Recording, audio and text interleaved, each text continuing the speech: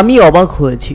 ৯৯ রানে থাকা শান্ত যখন সেঞ্চুরির শেষ রানটা নিয়ে ফেললেন, সেঞ্চুরি হয়ে গেল নাজমুল হোসেন শান্তর, অথচ শান্তর আগেই সেলিব্রেশন করে বসলেন মুশফিকুর রহিম। আর এতে বোঝাই যাচ্ছিল শান্তর থেকেও মুশফিকুর রহিম চাচ্ছিলেন নাজমুল হোসেন শান্ত সেঞ্চুরিটা পাক, কারণ এই সেঞ্চুরির মাধ্যমে অধিনায়ক নাজমুল হোসেন শান্তর প্রত্যাবর্তন। এরপর সেঞ্চুরির সেলিব্রেশন করতে দেখা যায় নাজমুল হোসেন শান্তকে, তবে সেলিব্রেশন করতে গিয়ে বিপদেও পড়েছিলেন তিনি। তাই তো নিজেও হাসলেন, সতীর্থরা তালি দিতে গিয়েও হাসলেন। বড় ভাই মুশফিকুর রহিম তাকে যেভাবে সঙ্গ দিয়েছে তা ছিল এক কথায় অসাধারণ। মুশফিকুর রহিম সত্যি নাজমুল হোসেন শান্তকে আগলে রেখেছেন মাঠের খেলায়।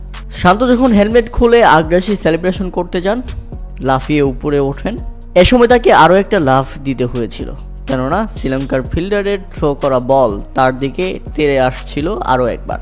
তাই তো বলটাকে তিনি লাফিয়ে নিজেকে সেভ করেন। আর এরপর হাসতে হাসতে শেষ তিনি নিজেও।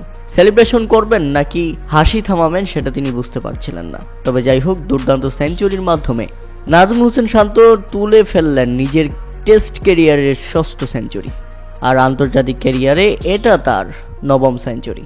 আর এই সেঞ্চুরির মাধ্যমে বাংলাদেশ চালকের আসনে পৌঁছে গেছে, কেননা টপ অর্ডাররা ব্যর্থ ছিল, আর মিডল অর্ডার মিস্টার ডিপেন্ডেবলকে সঙ্গে নিয়ে নাজমুল হোসেন শান্ত বাংলাদেশকে যেভাবে চালকের আসনে বসিয়ে দিয়েছেন, পরপর 2টা সেশন কোনো উইকেট না মিলিয়ে দিয়ে যেভাবে 200 রানের পার্টনারশিপ গড়েছেন, সেটা ছিল এক কথায় অসাধারণ।